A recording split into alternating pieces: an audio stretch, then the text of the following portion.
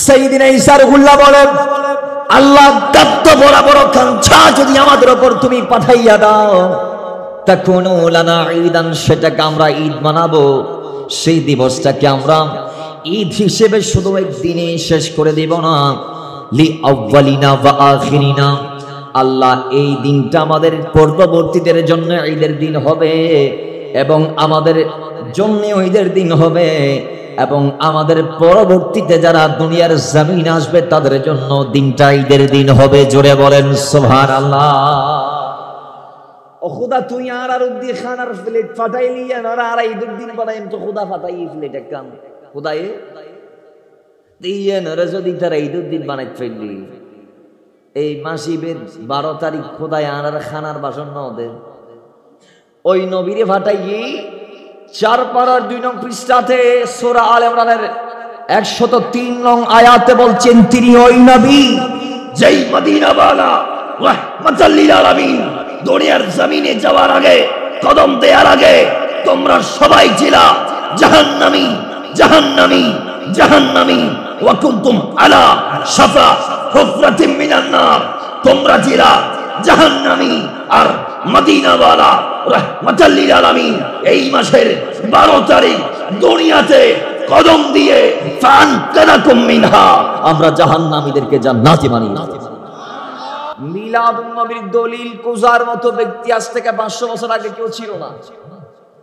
তার মানে সবার আকলে মিলাদুন নবীর দলিল জানা ছিল, কিন্তু 500 বছর আগে যখন তাজউদ্দিন ফাকিহানি মালিকি, বলেন নাম তাজউদ্দিন ফাকিহানি মালিকি যখন কলম ধরলো, কখন? নবম শতাব্দীতে।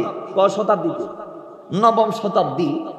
সে যখন কলম ধরেছে মিলাদুন নবীর বিরুদ্ধে, যে মিলাদুন নবীকে কেন্দ্র করে যেগুলো আমরা করছি, যেগুলা সেই সময়ে হয়েছে, এগুলা করা যাবে না, এগুলা করা যাবে না। তখন ওই সময়ে যখন তাজউদ্দিন ফাকিহানি মালিকি মিলাদুন নবীর বিরুদ্ধে সে যখন কলম ধরলো, মিলাদুন নবীকে যখন সে প্রথম বিদআত বলল, আল্লাহর কসম আজ থেকে সেই 500 বছর আগে এই তাজউদ্দিন ফাকিহানি মালিকির কলমের বিরুদ্ধে কলম ধরে মিলাদুন নবীর পক্ষে দলিল দিয়ে মিলাদুন নবীকে হারাম নয়, নাজায়েজ নয়, জায়েজ এবং বৈধ কাজ বলে যারা ফতোয়া দিয়েছিলেন তারা হচ্ছে সেই যুগের মুজাদ্দিদ ইমাম জালালউদ্দিন সৈয়দী এবং হাফিজ ইবনে হাজার আসকালানি। জোরে বলেন সুবহানাল্লাহ। আল্লাহর হাবিবের হাদিস, ইন্নাল্লাহ ইয়াবআতু লিহাদিহিল উম্মতি আলা রাসি কুল্লি মিয়াতি সানাতিন মান ইউজাদ্দিদু লাহা দীনাহা, যে আল্লাহ প্রত্যেক 100 বছরের মাথায়, প্রত্যেক শতাব্দীর মাথায় এক একজনকে আল্লাহ দ্বীনের খেদমতের জন্য মুজাদ্দিদে জামান বানিয়ে পাঠাবেন। তাদের কাজ কি? কয় মান ইউজাদ্দিদু লাহা দীনাহা, তারা দ্বীনকে সংস্কার করবে। বলেন তারা দ্বীনকে কি করবে? সংস্কার করবে, দ্বীনের খেদমতের আঞ্জাম দিবে। কয় ওই নবম শতাব্দীতে হিজরি 9 শতকে যাদেরকে আল্লাহ এই সংস্কার কাজ করার লক্ষ্যে পাঠিয়েছিলেন দুনিয়ায়, তারা ছিলেন হযরত ইমাম জালালউদ্দিন সৈয়দী এবং হাফিজ ইবনে হাজার আসকালানি। সুবহানাল্লাহ জুড়ে বলেন। তারা এই মিলাদুন নবীর পক্ষে কলম ধরেছে, মিলাদুন নবীর পক্ষে কলম ধরেছে এবং এটা তাফসীর রুহুল বায়ানের নবম খণ্ডের 57 নং পৃষ্ঠার মধ্যে এসেছে। ওয়াকিয়া যেটা বললাম সেটা তাফসীরে রুহুল বায়ানের নবম খণ্ডের 57 নং পৃষ্ঠার মধ্যে এসেছে। তার মানে কি বুঝলেন? একটা জিনিস, সেটা কি? আজ থেকে 500 বছর আগে মিলাদুন নবীর বিরুদ্ধেও কেউ কথা বলে নাই। সুবহানাল্লাহ জুড়ে বলবেন না? আর একটু জোরে বলেন। বাতাস জাগেন না মাঝে? ঠিক আছে। এবার আইয়ুন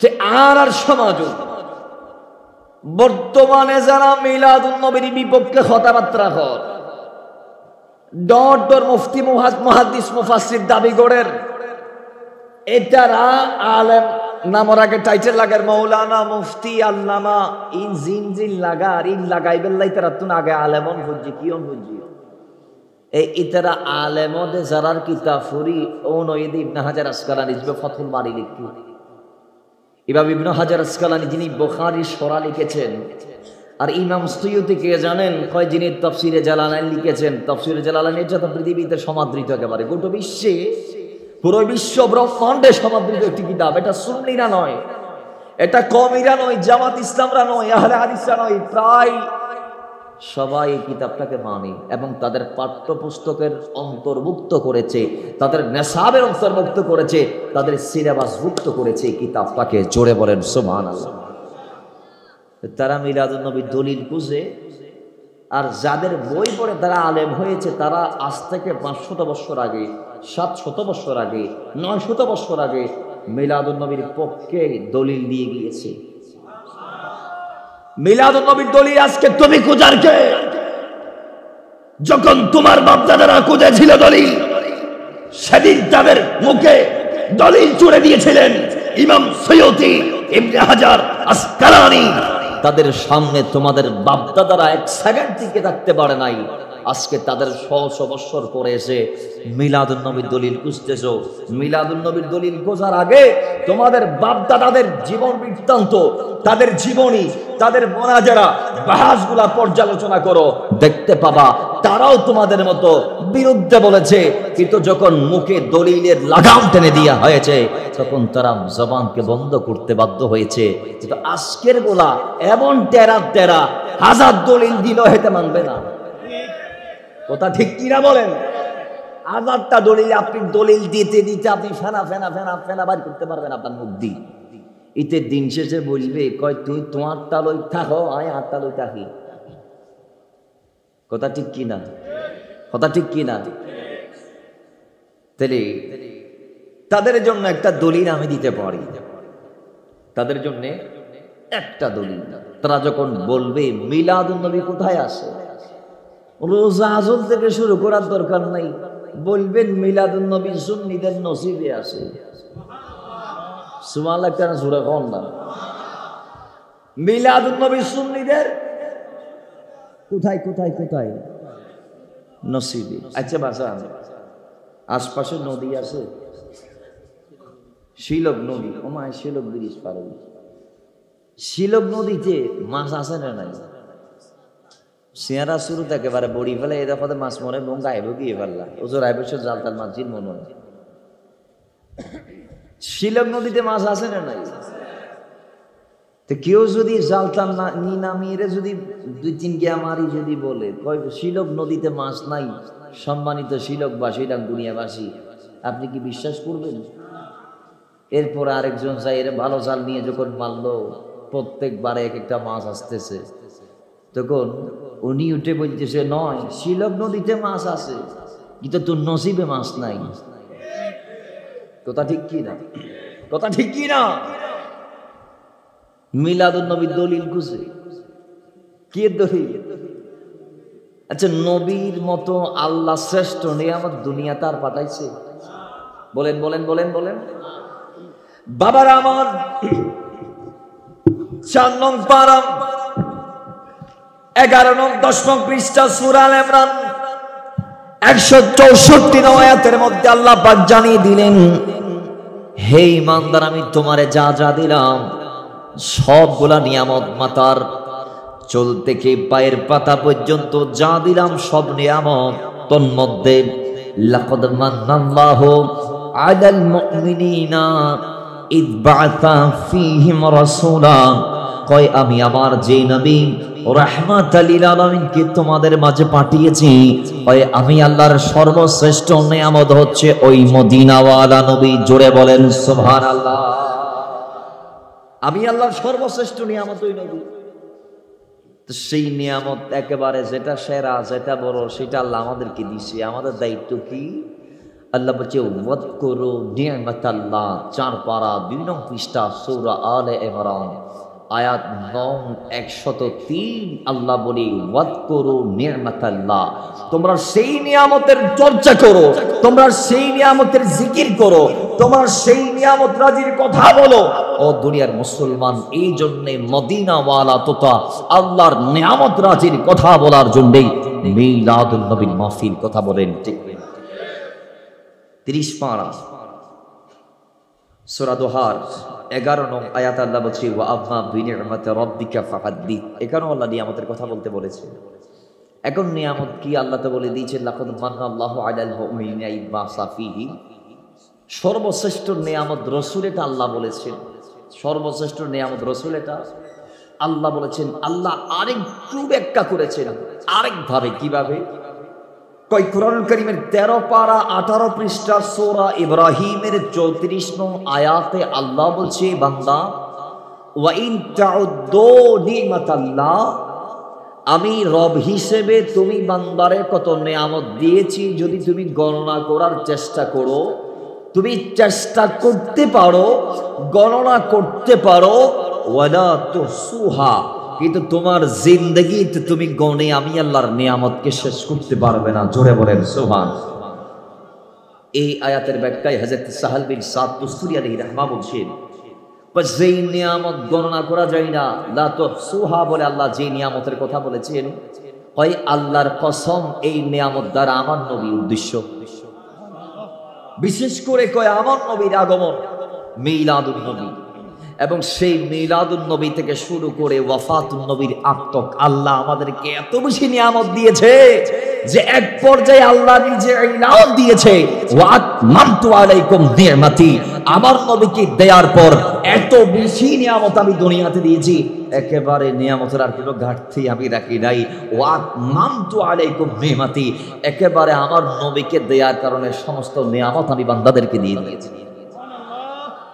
তা আপনি নবীরে ভাই কি কি পাইছেন? আপনি যদি গণেন, নামাজ, রোজা, হজ, যাকাত, সদকা, ফিতরা, সবে কদর, বরাত, ঈদ, এইভাবে আপনি 14-15টা গণি হয়রান হয়ে যাবেন। কিন্তু আল্লাহ বলে লা তুহসুহা, নবীকে দিয়ে এত বেশি তোমাদেরকে দিয়েছি, তুমি বান্দা গণনা করতে পারবে কিন্তু শেষ করতে পারবে? জোরে বলেন, শেষ করতে পারবে?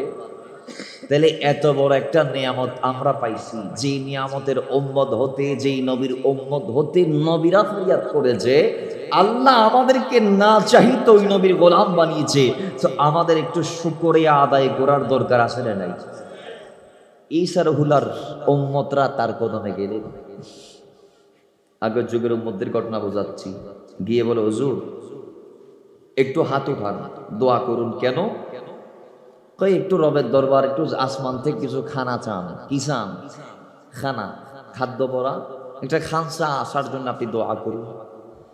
বাবার আমার ঈসা রুহুল্লাহ দোয়া করছেন, রব্বানা আনজিল আলাইনা মাইদাতাম মিনাস সামা।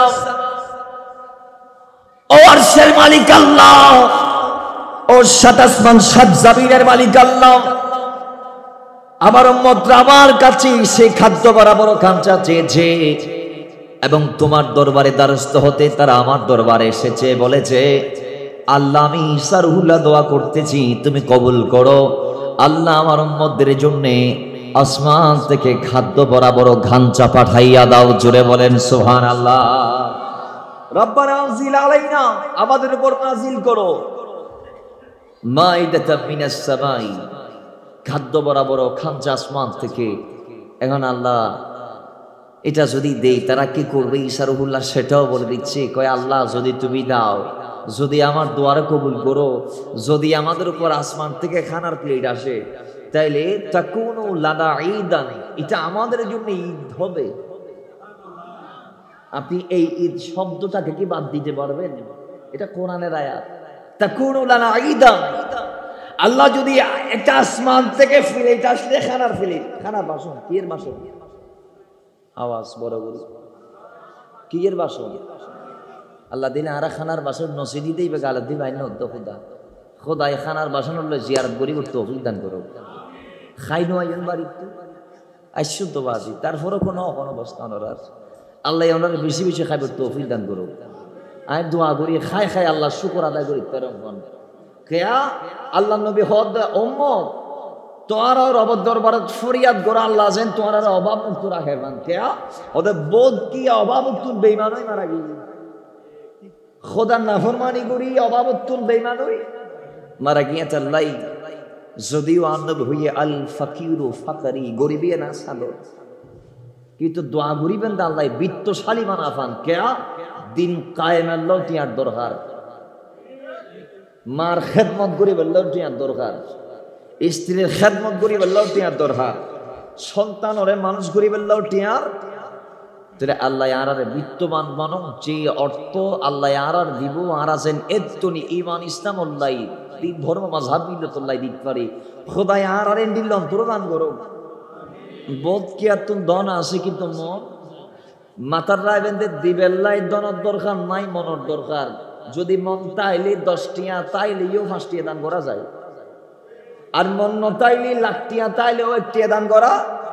এতেল্লাই আল্লাহ আর ওই মনের মালিক বানক, যে মন চাইতে শুধু খোদার রাস্তা বিলাই বেল্লাই সিঁড়ি বেল্লাই দান গড়ি বেল্লাই। সেইদিন ঈসা রুহুল্লাহ বলেন, আল্লাহ দত্ত বড় বড় খানছা যদি আমাদের উপর তুমি পাঠাইয়া দাও তাকুনু লানা ঈদান, সেটাকে আমরা ঈদ মানাবো। সেই দিবসটাকে আমরা ঈদ হিসেবে শুধু একদিনে শেষ করে দেব না, লি আউয়ালিনা ওয়া আখিরিনা, আল্লাহ এই দিনটা আমাদের পূর্ববর্তীদের জন্য ঈদের দিন হবে এবং আমাদের জন্য ঈদের দিন হবে, এবং আমাদের পরবর্তীতে যারা দুনিয়ার জমিন আসবে তাদের জন্য দিনটা ঈদের দিন হবে। জোরে বলেন সুবহানাল্লাহ। ও খোদা তুই আর উদ্দি খানার প্লেট ফাটাইলি আর ঈদের দিন বানাইম তো খোদা ফাটাই প্লেট একদম খোদায়ে দিয়ে নরে যদি তারা ঈদের দিন বানাই ফেললি এই মাসিবের 12 তারিখ খোদায় আর খানার বাসন ন দে ওই নবীরে ফাটাইয়ে 4 পারার 2 নং পৃষ্ঠাতে সূরা আলে ইমরানের 103 নং আয়াতে বলছেন, তিনি ওই নবী যেই মদিনাওয়ালা রাহমাতাল লিল আলামিন দুনিয়ার জমিনে যাওয়ার আগে কদম দেওয়ার আগে তোমরা সবাই ছিলা জাহান্নামী জাহান্নামী জাহান্নামী ওয়া কুনতুম আলা শাফা হুফরাতিন মিনান নার, তোমরা ছিলা জাহান্নামী আর মদিনাওয়ালা রাহমাতাল লিল আলামিন এই মাসের 12 তারিখ দুনিয়াতে কদম দিয়ে ফানকারাকুম মিনহা, আমরা জাহান্নামীদেরকে জান্নাতি বানিয়ে। ঈসা রুহুল্লাহর উপর যে খানার বাসন এসেছে সেটা যারা উপস্থিত ছিল তারা খাইতে পেরেছে, পরের গুলা খাইতে পারে। কিন্তু আমার নবী এসে এমন জান্নাতের ব্যবস্থা করছে যেই জান্নাতে খানার প্লেটের কোনো অভাব, জোরে বলে খানার প্লেটের কোনো অভাব জান্নাতের মধ্যে নাই। এমন কোন খানা আছে দুনিয়াতে? আপনি কয়টা খানা খাইছেন? কয় ফোনের পিঠা খাইছেন? কয় গাছের ফল খাইছেন? কয় ধরনের ফুল দেখছেন? কিন্তু খোদা কি কসম, জান্নাতে আমি আপনি যখন যাব, আল্লাহর হাবিব সাল্লাল্লাহু আলাইহি ওয়াসাল্লাম বলছেন, তখন যাওয়ার পর পর উম্মত বলবে, আল্লাহ জান্নাতের বিবরণ কোরআনে আছে, জান্নাতের বিবরণ হাদিসে আছে, কিন্তু জান্নাতে এসে দেখতেছি এটা বিবরণের চেয়ে সুন্দর।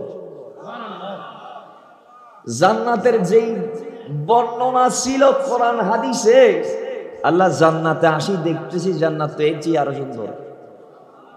সুবহানাল্লাহ বাড়ি যে কইবেন দেরি আরেকখানা বড় করি এখন সুবহানাল্লাহ। তাহলে সেই জান্নাত রাসূল আমাদেরকে দিয়েছে, আমরা খুশি না বেজা? তো ওই নবীর আগমনের দিনটাকে আমরা দিবস করতে চাই কি চাই না?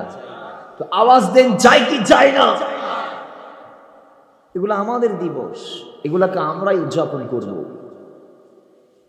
আমরা এইগুলাকে দিবস বানাবো।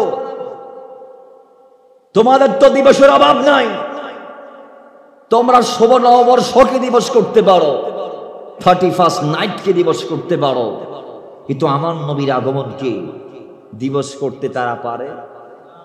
তাদেরকে আমরা দেখি রাজনৈতিক ফায়দা হাসিলের জন্য তারা শুভ নববর্ষের মিছিলে যায়, ব্যানারের আগে থাকে, আগে আগে আগে কয় আরেকখানা বালাগুড়ি তুলো, হিন্দুওয়ালা আরে ভোট দিবেন লাই, তারাই 31st নাইটের ব্যানারে যায়, তারা আবার পূজা মণ্ডপেও যায়। যারা এতদিন আমাদেরকে বলেছে মাজার পূজারি একের পর এক ট্যাগ লাগিয়েছে, আজকে আমরা দেখছি তারা ওই পূজার মণ্ডপেও যায়, দারোয়ানগিরি করতেছে। এটা কেন হলো জানেন? এরা আমাদেরকে কোথায় কোথায় পূজারি বলেছে, বলেন না কোথায় কোথায়। আমরা এদেরকে কোনোদিন মুশরিক বলছি? বলেন না ভাই, আমরা কি এদেরকে কোনোদিন মুশরিক বলছি? কিন্তু এরা আমাদেরকে কোথায় কোথায় মুশরিক বলে, কবর পূজারি, মাজার পূজারি বলে। কেন বলে জানেন?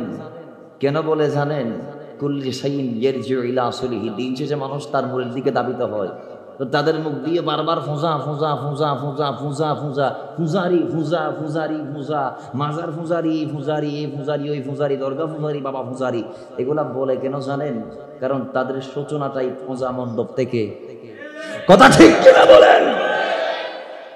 তাদের মাদ্রাসার সামনে পূজা মণ্ডপ আছে, মন্দির আছে, আপনারা জানেন। কোনো বাধা আছে? বাধা আছে। কিন্তু মিলাদুন নবীর মিছিল যাওয়ার সময় গরম পানি মারে। কি মারে? ফাতর। আবার রাতের বেলায় 5,000 লাড়ি নিয়ে বাইরে। এগুলা কি জঙ্গি না মুসলমান? আমি বুঝতেছি না।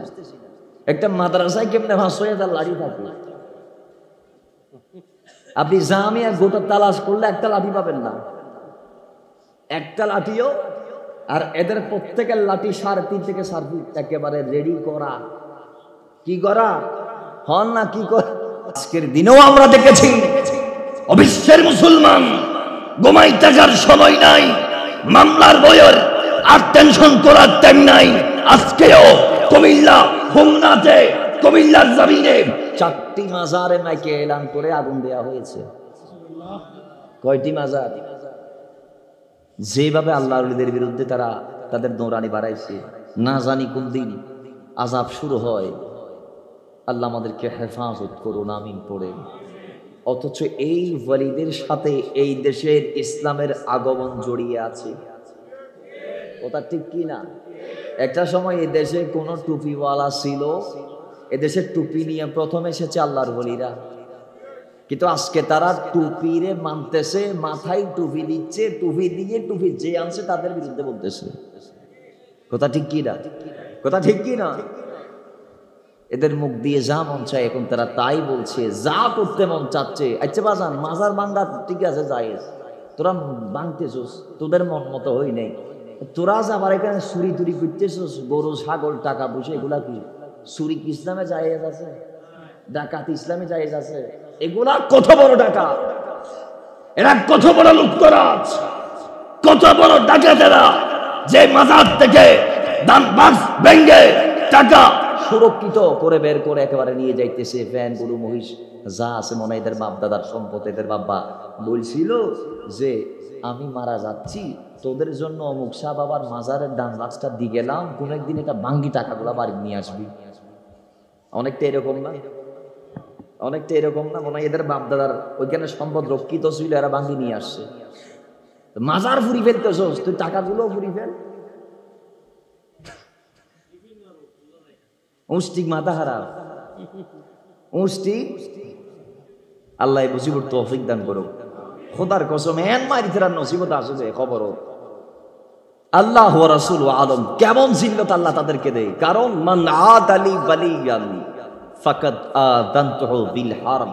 আপনি ছেড়ে দিচ্ছেন আপনার তালতো ভাই শাহজালালের বিরুদ্ধে বলেছে, আত্মীয়তার সম্পর্কের খাতির বিবেচনা করে আপনি ছাড় দিলেন। কয় আমার তালতো, আমার আপন ভাই, আমার আব্বা, আমার চাচা শাহজালালের বিরুদ্ধে বলেছে, তো বাবারে আমি কি বলবো, চাচারে কি বলবো, জেঠারে কি বলবো, ভাইরে কি বলবো, দুলা ভাইরে কি বলবো? আল্লাহ বলে না না, খবরদার, জবানের তালা দে। আমার বন্ধুর বিরুদ্ধে বললে যুদ্ধ আমি ঘোষণা করলাম। মান আদালি ওয়ালিয়ান ফাকাদ আযানতুহু বিল হারব। আমার বিরুদ্ধে বলার সমান আমার বন্ধুর বিরুদ্ধে বলা মানি। এবার বলেন না, যারা আল্লাহর বন্ধুদের বিরুদ্ধাচারণ করছে, মুখ দিয়ে হাত দিয়ে আল্লাহর ওলিদেরকে মাজার পাকে গিয়ে কষ্ট দিচ্ছে, আল্লাহ কি এদেরকে ছাড়বে? আওয়াজ আরো আসতে ছাড়বে? তারা আল্লাহর বিরুদ্ধে নেমেছে এখন ময়দানে। তো নমরুদ ফেরাউনদের মতো তাদের ইতিহাস হবে। নমরুদ ফেরাউন আল্লাহর বিরুদ্ধে ময়দানে নেমেছে, আল্লাহ কি তাদেরকে ছাড় দিয়েছে? দেই দেই। আল্লাহ বুঝার তৌফিক দান করুন, আমিন। দরুদ শরীফ পড়ে আল্লাহুম্মা সাল্লি।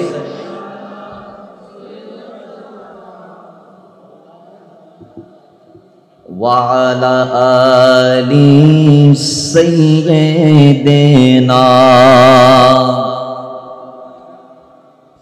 अरे यासीनी तोहा तुम्हारी लक़ब जानी नाम मोहम्मद मोर पे मेरी राजधानी नाम मोहम्मद मोर पे मेरी राजधानी यासीनी तोहा तुम्हारी लक़ब जानी नाम मोहम्मद मोर पे मेरी राजधानी नाम मोहम्मद मोर पे मेरी राजधानी जिनोरी झल्लो रबियुल अव्वली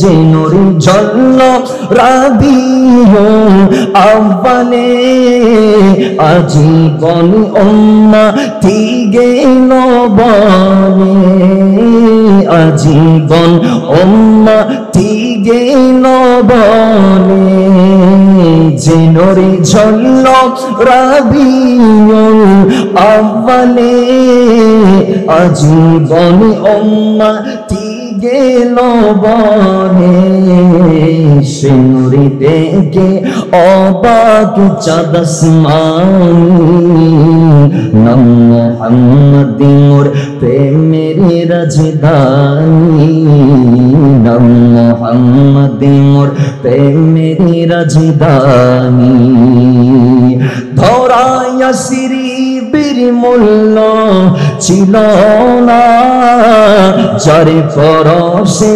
সোনার মদিনা দরায়া সিরিবির মূল্য ছিল না যার কদমে লেগে সোনার মদিনা যার কদমে লেগে সোনার মদিনা যার পরশে সোনার মদিনা চুমকে পাক কদমে নুরানি নাম মোহাম্মদ মোর पे मेरी राजधानी नाम मोहम्मद मोर पे मेरी राजधानी यासीनी तोहा तुम्हारी लक़ब जानी यासीनी तोहा तुम्हारी लक़ब जानी नाम मोहम्मद मोर पे मेरी राजधानी अल्लाहुम्मा सल्ली मौलाना मुहम्मद व अला आलि सय्यिदिना बाबा हमारे बड़ा सिंह 3 नंग पारा 19 नंग पृष्ठा सूरा आल इमरान आयात नंबर 81 रब्बुल इज्जत এবার ডাক দিয়ে বলেন এ দুনিয়ার ঈমানদারেরা না বুঝে যেই মিলাদ নবীর বিরুদ্ধে তোমরা কথা বলছো নবী যাবে নবী এসেছে নবীর আগমন হয়েছে এটার বিরুদ্ধে যারা বলছেন আল্লাহ বলে এটা বলা যাবে না কারণ নবী রাহমাতুল লিল আলামিনের আগমন যে দুনিয়াতে হবে আমার নবীর মাওলুদ শরীফ যে হবে আমার নবী যে সর্বশ্রেষ্ঠ নবী হয়ে দুনিয়াতে কদম দিবে এটা সর্বপ্রথম আমি আল্লাহ বলেছি নবীদেরকে নিয়ে জোরে বলেন সুবহানাল্লাহ রব্বুল ইজ্জত ডাক দিয়ে বলে ওয়া ইযা আখাযাল্লাহু মিতাকান নাবিয়্যিন ইয়া রাসূলুল্লাহ ও নবী স্মরণ করুন সেই দিনের কথা যেই দিন আমি আল্লাহ আলামে আরওয়াতে রোজিয়া সালেন সমস্ত নবীদেরকে নিয়ে আমি আল্লাহ যে মিটিংটা করেছিলাম সেই মিটিং এর মধ্যে আমি নবীদেরকে ডাক দিলাম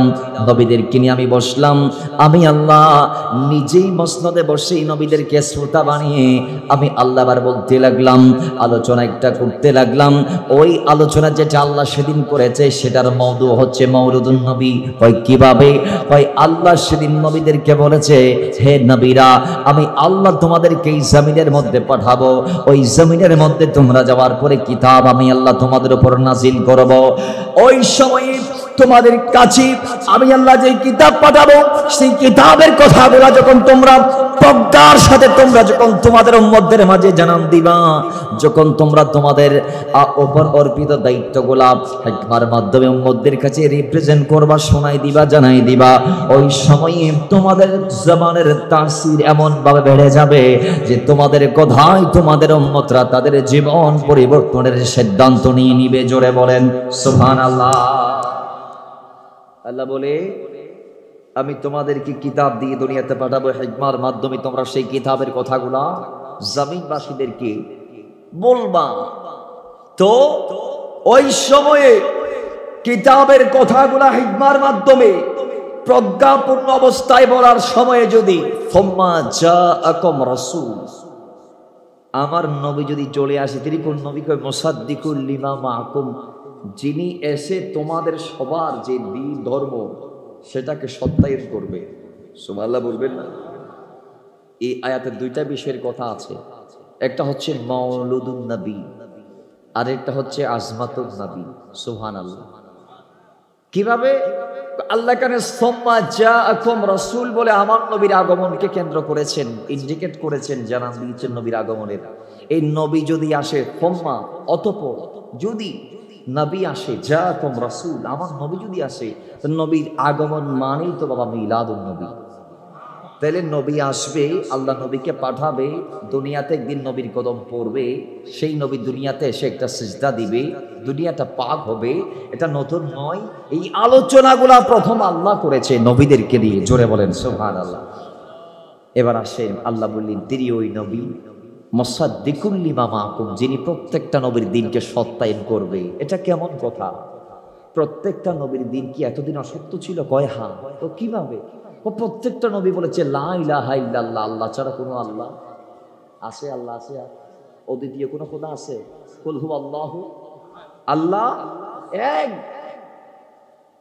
আর দ্বিতীয় কোনো আল্লাহ নাই। প্রত্যেক নবীর কলমা ছিল এটা, লা ইলাহা ইল্লাল্লাহ, আল্লাহ ছাড়া কোনো আল্লাহ নাই। এখন আদম থেকে ঈসা পর্যন্ত প্রত্যেক নবীকে যদি জানতে চাওয়া হয়, প্রশ্ন করা হয়, জিজ্ঞেস করা হয় নবীদের যে রাসূলুল্লাহ, নবীরা আপনারা একটু বলুন, আপনারা যে বললেন লা ইলাহা ইল্লাল্লাহ, আল্লাহ ছাড়া কোনো আল্লাহ নাই, আমরা জানতে চাই উম্মতেরা আপনারা কি একজন আল্লাহ এটা দেখেছেন কিনা? প্রত্যেক নবী উত্তরে বলবেন না, গোপালের চোখ দিয়ে দেখি নাই, কিন্তু ফেরেশতাদের সরদার জিবরাইল আমিনের মুখ থেকে শুনেছি। জোরে বলেন এক আল্লাহটা আমরা দেখি নাই, জিবরাইল এসে আমাদেরকে জানিয়েছি, বিদায় জেনেছি। একটু বাড়ি যিনি বলবেন তার নাম মূসা, সেই মূসা করিমুল্লাহ বলবেন হে উম্মতেরা আমি দেখি নাই, কিন্তু আমি কথা বলেছি একজন আল্লাহ যে আছে চোখে না দেখলেও আমি এক আল্লাহর সাথে ডাইরেক্ট কথা বলেছি, কোনো মাধ্যম ছাড়া। জোরে বলেন। কিন্তু বাবারা আমার, প্রত্যেক নবী বলেছে লা ইলাহা ইল্লাল্লাহ, আল্লাহ ছাড়া কোনো আল্লাহ নাই। এই একটা দ্বীনের প্রচার আর প্রসার তারা যে করেছে, তাদের দিনকে সত্যায়ন করার জন্য প্রত্যেক নবীর ভিতরে আল্লাহ যাকে বাছাই করলেন তিনি আমার নবী, তিনি আপনার নবী, তিনি সবার নবী, তিনি নবীদের নবী, রাসূলদের রাসূল। ওই রাসূলের ব্যাপারে আল্লাহ অগ্রিম সমস্ত নবীদেরকে জানিয়ে দিচ্ছে, নবীরা রাসূলেরা ওই মদিনাওয়ালা জমিনের মধ্যে যাওয়ার পরে 27 রজব আমি আল্লাহ আমার হাবিবকে জমিন থেকে আসমানের উপরে এনে লামকানে এনে আমি আমার বন্ধুকে মেরাজ নামক দৌলত দান করব। জুড়ে বলেন আমার নবীকে আমি দুনিয়ার থেকে লক্ষ লক্ষ নবীদের দিনকে মোকাব্বল করতে, লক্ষ লক্ষ নবীদের দিনকে সত্যায়ন করার লক্ষ্যে আমি আল্লাহ নবীকে একদিন জমিন থেকে লামকানে এনে দিদার ও দর্শন দিয়ে জানিয়ে দিব, ইয়া রাসূলুল্লাহ প্রত্যেক নবীরা যে কথার প্রচার আর প্রসার করেছে লা ইলাহা ইল্লাল্লাহ, এক আল্লাহ ছাড়া কোনো আল্লাহ নাই, দেখে নিন আমি আল্লাহ এক, আমি ছাড়া আর কেউ নাই। জোরে বলেন সুবহানাল্লাহ। আল্লাহ আমার নবীকে দেখা দিয়েছেন কিনা? দিয়েছেন।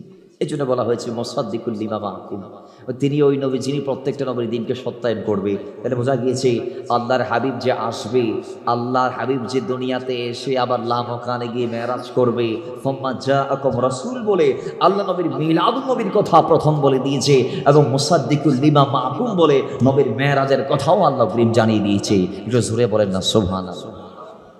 তাহলে আজকে আমি আপনি বললে বেদাত বলে, এখন আমরা ইতিহাস ঘাঁটি কোরআন দিয়ে জানান পাইলাম প্রথম নবী আসবেন, এটা আল্লাহ বলেছে। কে বলেছে? এটা আওয়াজ জুড়ে কে বলেছে?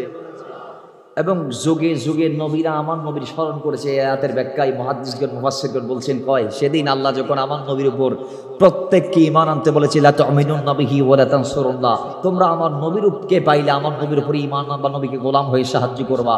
সেদিন রাতে প্রত্যেকটা নবী অগ্রিম আমার নবীর উপর কলমা পড়ে মুসলমান হয়ে গিয়েছে। প্রত্যেক নবী আমার নবীর উপর কলমা পড়ে কি হয়ে গেছে? জোরে বলেন না, আমার নবীর উপর কলমা পড়ে প্রত্যেক নবী মুসলমান হয়ে গেছে। শুধু কি এভাবে হয় না, ওই নবীর স্মরণ আজকে আমরা করলে যারা বেদাত বলছে তাদের জানিয়ে রাখা ভালো, জেনে রাখা দরকার যে যুগে যুগে কালে কালে নবীর স্মরণ অন্যান্য নবীরা করেছে। সুবহানাল্লাহ, জোরে বলেন। আমাদের নবীর স্মরণ অন্যান্য নবীরা করেছে কিভাবে? আদম সফিউল্লাহ জান্নাতে, সুবহানাল্লাহ, জোরে বলেন। দেখে ফেরেশতারা তার সামনে এসে জিয়ারত করে তার কপালের থেকে নূর একটা বাইরে দিছে। আদম সফিউল্লাহ কয়, আল্লাহ রে, এটা কি? ফেরেশতারা আমার সামনে দাঁড়িয়ে এগুলো কি করে? কি করে? কয়, আদম, তোমার ললাটে তোমার সেই সন্তানের নূরে পাক আমি রেখেছি, যে সন্তান আখেরি জামানায় আসবে, সেই নবীজির নূর এখন তোমার ললাটে আমি আল্লাহ রেখেছি। ফেরেশতারা তোমার সম্মুখ দাঁড়িয়ে সেই নূরে মুহাম্মদীকে জিয়ারত করছে এবং নবীর উপর দরুদ আর সালাম পড়ছে। জোরে বলেন সুবহানাল্লাহ।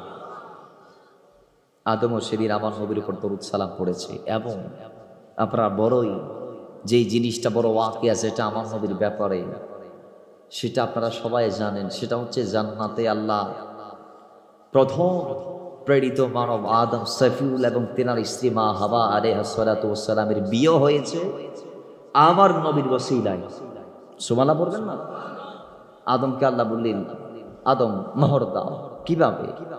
আল্লাহ আগে আদম রে বানাইছে বাম পাজরের বাঁকা হাট থেকে, ঘুমন্ত অবস্থায় হাওয়ারে বানাইছে। আদম ঘুমতে ঘটে দেখে সুন্দরী রমণী পাশে, দৌড়তে চাইলেন।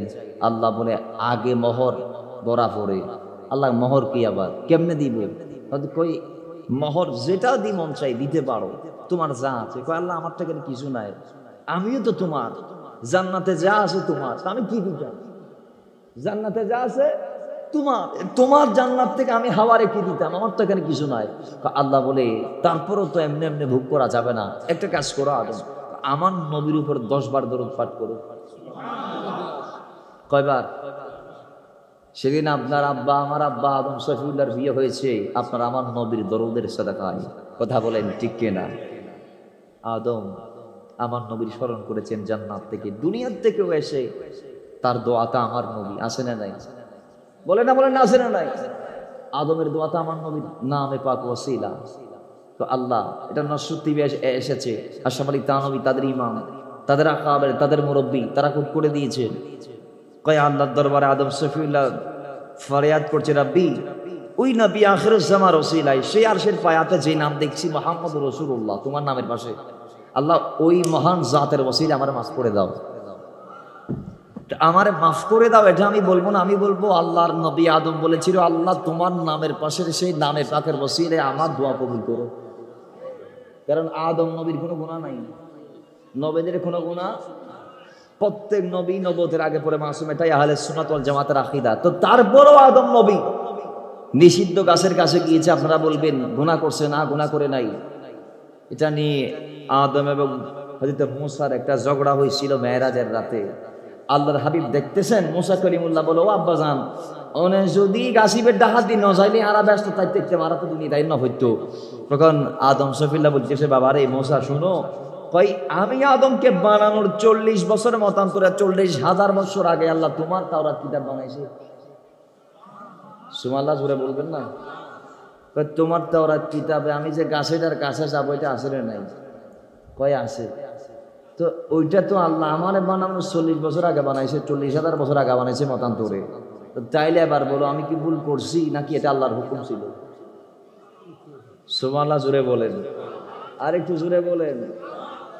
আদম নবী যদি জান্নাতের গাছের কাছে না যাইতো তাহলে আমরা কি সেখানে আসতাম?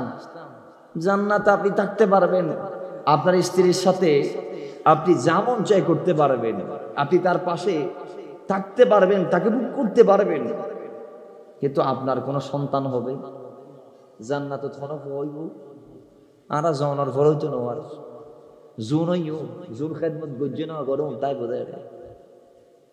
তো এই জন্যে আল্লাহ নবী আদম তার লক্ষ লক্ষ কোটি কোটি সন্তানদেরকে দুনিয়াতে আসার ব্যবস্থা করে দেওয়ার জন্য তিনি জান্নাতের জীবনটাকে কোরবান দিয়েছেন। জোরে বলেন সুবহানাল্লাহ।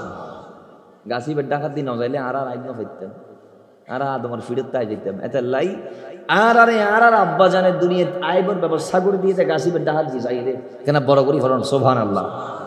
তাহলে সেই নবী আদম দুনিয়াতে আসার পরে তার দোয়ার মধ্যে আমার নবী আছেন, তার সন্তানদের ভিতরে একজন আল্লাহ নবুয়ত দিয়েছে, তার নাম শীষ। কথা বলেন তার নাম শীষ। কো আল্লাহর নবী আদম দোয়ার আদব শিখাচ্ছেন, সেখানেও আমার নবী নাম উল্লেখ করে কয়ে সন্তান তুমি যখন রবের দরবারে যাইবা তোমার দোয়াতে একটু নূরে মুহাম্মদ সাল্লাল্লাহু আলাইহি ইসলাম ওই মুহাম্মদ ইসলামকে একটু তুমি রাখিও। কেন? কই ওই নবীকে যদি তুমি তোমার দোয়া থেকে বাদ দিলে তোমার দোয়া দরখাস্ত তোমার এই চাওয়া মালিকের দরবারে মকবুল না হতে পারে। যদি বলো ওই নবীর নাম, যদি তোমার দোয়াতে ওই নবীর দরদ থাকে আল্লাহর হামদের পাশাপাশি, তাহলে তোমার দোয়া আল্লাহর দরবারে বেলাসক কবুল হয়ে যাবে। এইভাবে যুগে যুগে কালে কালে মুসা কালিমুল্লাহ রবের দরবারে ফরিয়াদ করে আল্লাহ তার কওমের সবাই মিলে গেছে, হুজুর আপনি তো নবী, কোন আমরা আর কার কাছে যাব, আপনার কাছে আসি, একটু দোয়া করুন, বৃষ্টি নাই, ফসল নষ্ট হয়ে যায়। বাবার আমার মুসা কালিমুল্লাহ দোয়া করে আল্লাহ আর আপনি তোমার দরবারে আমি মুসার কোনো দাম না থাকতে পারে, কিন্তু এমন একটা নামকে আমি আজকে ওসিলা বানাবো যেই নামে পাকের সাহেবের মূল্য তোমার দরবারে ভুরি ভুরি আছে। তিনার নাম হচ্ছে মুহাম্মাদুর রাসূলুল্লাহ। জুড়ে বলি সাল্লাল্লাহু তাআলা। আল্লাহ তোমার দরবারে আমি ওই নবীর নামে পাকের সাদকায় দোয়া করতেছি, তুমি কবুল করো। সুবহানাল্লাহ জুড়ে বলেন। তাহলে মুসা নবীর দোয়াতেও আমার নবী আছে না নাই? একটু আওয়াজ আসতে আছে না নাই? চাইলে তিনি বলতে পারতো যিনি নবী সব তার সময় তিনি আল্লাহর জমিনে সর্বোৎকৃষ্ট বান্দা, কিন্তু তারপরও তারা তাদের দোয়াতে স্পেশাল ভাবে আমার নবীর নামকে রেখেছে। তাহলে আজকে আপনি দুনিয়াতে এসে আপনি তো নবীও না রসুলও না, আপনি তো জারগো জারগো জারগো জারগো শেষছি না আপনি, কিন্তু আপনি আমার নবীর বিরুদ্ধে আজকে কথা বলেন। আপনি বলেন নবীর ওসিলাটা আবার কি, শাফাআতটা আবার কি, শাফাআতের বিষয় আসবে দ্বিতীয় বিষয়। আপনি বলেন কেউ শাফাআত করতে পারবে না, মা মিন শাফিন। আপনি যে বলছেন কোরআনে পাকের আয়াত, আল্লাহ যে কোরআন দিয়ে আমাদেরকে জানিয়ে দিয়েছেন যে ও দুনিয়ার মানুষ শোনো শোনো, কেউ শাফাআত করতে পারবে না, মা মিন শাফিন ইল্লা মিন বাদি ইযনিহি। তো এখানে আমাদের পরের অংশগুলা তারা শোনায় না, আগের অংশ শোনায় কি মানদাল্লাযী ইয়াশফাউ, কেউ শাফাআত করতে পারবে না, কিন্তু যে পরের অংশে আল্লাহ যা বলে দিয়েছে ইনদাহু ইল্লা বিইযনিহি, তবে হ্যাঁ যাকে আল্লাহ অনুমতি দিবেন সে আল্লাহর দরবারে শাফাআত করতে পারবে। এগুলা বলে যে এইটা কেউ শাফাআত করতে পারবে না, কেউ বাঁচাইতে পারবে। তো বাঁচানোর জন্য আল্লাহ যুগে যুগে নবী রাসূল পাঠাইছেন, এদেরকে এরা বাদ দিয়ে দিচ্ছে। নবী রাসূলের কাজ কি? মানুষদেরকে বাঁচানো জাহান্নাম থেকে। কোত্থেকে বলেন না, নবী রাসূলদের কাজ মানুষকে জাহান্নাম থেকে। ও দুনিয়ার মুসলমান, এই জন্য আমাদের মাথায় রাখতে হবে আল্লাহর নবী রাহমাতাল লিল আলামিন দুনিয়াতে কদম দেওয়ার আগে ওই সারহুল্লাহ সর্বশেষ আমার নবীর কথা বলেছে। তিনি এমন ভাবে বলেছে নবীর মিলাদুন নবীর কথা, ইয়াতি মিন বাদিহি ইসমুহু আহমাদা, আমার পরে আল্লাহর এই জমিনে যিনি নবী হয়ে আসবে তার নাম হবে আহমদ। জোরে বলেন সুবহানাল্লাহ। তার নাম আহমদ। আল্লাহর হাবিবের আগমনের আগ মুহূর্তে ঈসা এসে একেবারে লাস্ট ফিনিশিং দিয়ে দিয়েছে। কয় এতদিন আদম নবী বলেছে আসবে আসবে আসবে আসবে, হযরতে শীষ নবী বলেছে নবী আসবে আসবে আসবে আসবে, কিন্তু কখন আসবে কেউ বলে নাই। কখন আসবে? আমি ঈসা বলছি আমার পরেই চলে আসবে। লক্ষ লক্ষ নবীরা আমার নবীর মিলাদ নবীর কথা বলেছে, আগমনের কথা বলেছে, নবীকে সম্মান দিয়েছে, তাজিমের কথা বলেছে, আমার নবীর নামে পাক তাদের দোয়ার মধ্যে রেখেছে। কিন্তু আজকের দিনই আমরা কিছু হতাভাগা উম্মত নামক বেয়াদবদেরকে দেখি, যাদের দোয়ার মধ্যে নবী নাই, যাদের স্লোগানের মধ্যে নারে রিসালাত নাই, যাদের এক কথায় কোনো কাজের মধ্যে আমার নবীর শান শওকত মান ইজ্জতকে আপনি খুঁজে পাবেন না। ওয়ারাফানা লাকা যিকরাক, আল্লাহ আয়াত নাজিল করার পরও যেন এমন অবস্থা আয়াতটা তাদের কানে কোনো পৌঁছায়। আমরা দোয়া করি, যুগে যুগে যেই জিনিসটা ছিল সেই জিনিসটা আজও আছেই বা কিয়ামত থাকবে। আল্লাহ এই জিনিসটাকে আমাদের যে সমস্ত ভাইয়েরা বোঝে না তাদেরকে বোঝে নেওয়ার তৌফিক দান করুন। নামাজ, রোজা, হজ, যাকাত, ইসলাম, ঈমান, যত আমল আছে, যত আহকাম আছে, যত শরিয়াত আছে, সব মিলাদুন নবীর ওসিলায় পেয়েছি। মিলাদুন নবী না হলে মাথায় রাখবেন আমরা কিচ্ছু পাইতাম না। একটা জিনিস, আমরা মানুষ, অতীত মানুষ ছিল, অতীত মানুষ ছিল, কিন্তু আমরা মানুষ হয়ে যেটা ফিল করছি, যেটা ভোগ করছি, যেটা পেয়েছি, যেটা খাচ্ছি, যেটা আমাদের নসিবে জুটেছে, অতীতের মানুষদের নসিবে সেটা জুটে নাই। কেন জুটে নাই? কারণ তারা মিলাদুন নবী পাই নাই বলে, তারা আমার নবীকে পাই নাই বলে। আজকে আমার আপনার এই সব মিলেছে একমাত্র নসিবে মিলাদুন নবী, তা জুটেছে বিদায়। এই জন্য আলা হযরত বলছে আরে আমরা যা যা পেয়েছি সব তো মিলাদুন নবীর সদকায় পেয়েছি।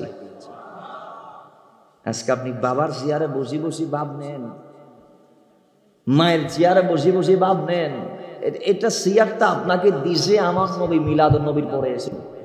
বাবাদের কোনো মূল্য ছিল সমাজে? মাদের কোনো মূল্য ছিল সমাজে? বৃদ্ধ অবস্থায় সন্তান কি মার কদর করত?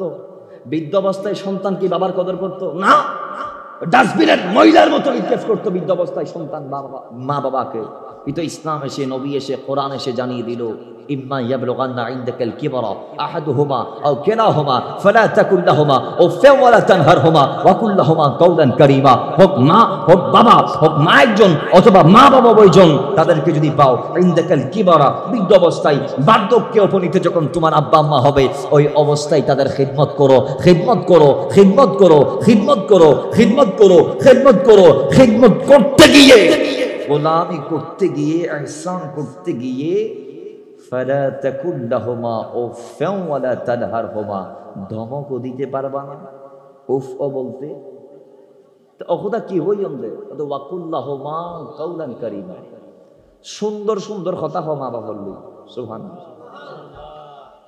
কিন্তু আজকে আমাদের অনেকে পারে না।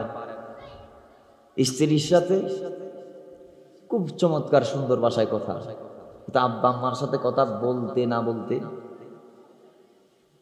মেজাজ নিয়ন্ত্রণ হারিয়ে ফেলি।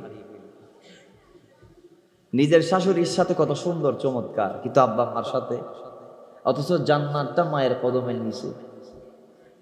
আজকে আমাদের সমাজে কিছু দামি যুবক আছে, দামি যুবক, যেই মা জন্ম দিল, যেই মা পেটে রাখলো, যেই মা দুনিয়াতে আনলো, যেই মা প্রথম খাবার শাল দুধ খাওয়াইলো, যেই মা দীর্ঘ 2 বছর তরল দুধ খাওয়াইলো, যেই মা নিজের জীবনটাকে, দুনিয়ার প্রত্যেকটা শ্রমিক দিন শেষে তার স্যালারি পায়, নির্দিষ্ট ডিউটি, কিন্তু যেই মা 24টা ঘন্টা আমার আপনার জন্য অন ডিউটিতে ছিল, যারা 24 ঘন্টা ওভারটাইম করেছে আমাদের জন্য বিনা বেতনে, যেই মা আমাকে আপনাকে কথা বলা শিখিয়েছে, গোটা জিন্দেগি সন্তানকে মানুষ করতে গিয়ে কোরবান করেছে।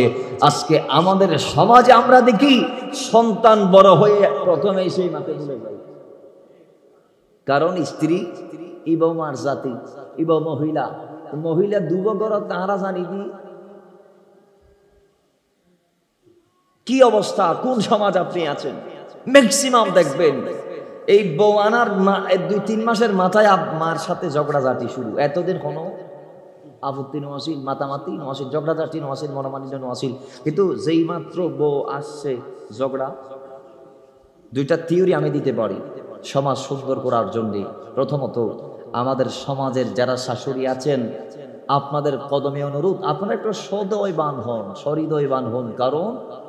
কারণ হচ্ছে আপনাদেরও সন্তান আছে, আপনাদের কন্যা আছে, তারা আরেকজনের ঘর সংসার করতেছে, তারাও ভুল করে, তারাও ভুল। তো আর আম্মা হলের মেয়েফল অর্থাৎ আর বোনের ভুল না করে।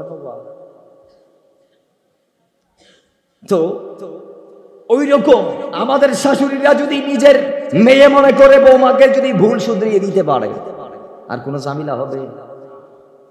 স্ত্রী ফুলার বউ ভুল করছে, আর কি হয়েছে?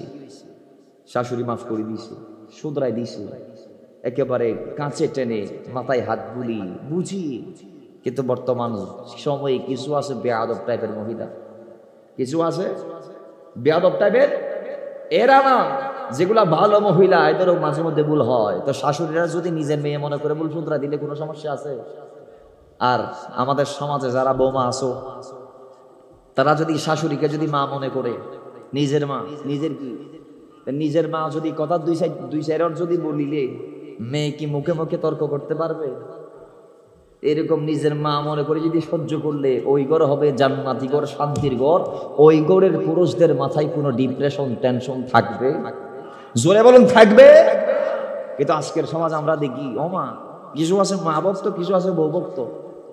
সমাজটা দুই দিকে বিভক্ত, কিছু মা ভক্ত আর কিছু বউ ভক্ত। যারা মা ভক্ত এরা মার কথা শুনি বৌমারে বিদায়, আর যারা বৌমার ভক্ত এরা বৌমার কথা উনি এরে নিজের মার থেকে ঘর সংসার জুতা করি ফেলাই, আলাদা করি ফেলাই। নিজের বাপের ঘর নিজের বাবা মাদি দিছে, বাপের দেখছি আলাদা। কত বড় বেয়াদব,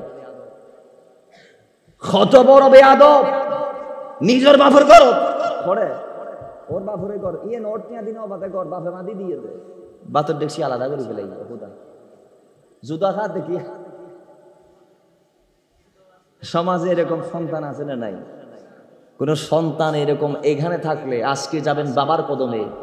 বাজান বেশ তো খুবই একান সহজ কাম ফন্নান, যদি মাথা ঠিক ন তাইলে বহুত দূরে যাবে। কেয়া ফাইনাল জান্নাত ইনদারি জেলাই, আল জান্নাতু তাহতা কদামিল উম্মাহাত। মার কদমের নিচে, তো ওই জান্নাত যার কদমের নিচে, তার থেকে বাতের দেখছি আলাদা করি, তার বাত বন্ধ করি। আল্লাহ কি জান্নাতে আপনার বাতের ব্যবস্থা করে দিবে? জোরে বলেন না, আল্লাহ কি আপনারা জান্নাতের ব্যবস্থা করে দিবে? এই জন্য মার কদম ধরার দরকার আছে না নাই? আবার জোরে দেন, আছে না নাই? আল্লাহ ধরার তৌফিক দান করুন, আমিন পড়ি। তো মহব্বতে দরুদ পড়ি, আল্লাহুম্মা সাল্লি মাওলানা মুহাম্মাদ ওয়া আলা আলি সাইয়্যিদিনা।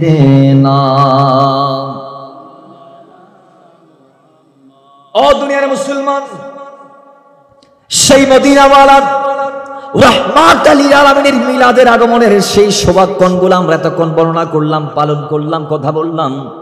এইভাবে বাদশা তুব্বা ইবনে হিমিয়ারিও আল্লাহর নবী রাহমাত লিল আলামিনের দুনিয়ার জমিনে কদম দেওয়ার আগে, আল্লাহর নবী রাহমাত লিল আলামিনের আগমনের 2000 বছর আগে তিনি আল্লাহর এই জমিনে আমার নবীর মিলাদুন নবী করেছে। জোরে বলেন, কয় বছর আগে?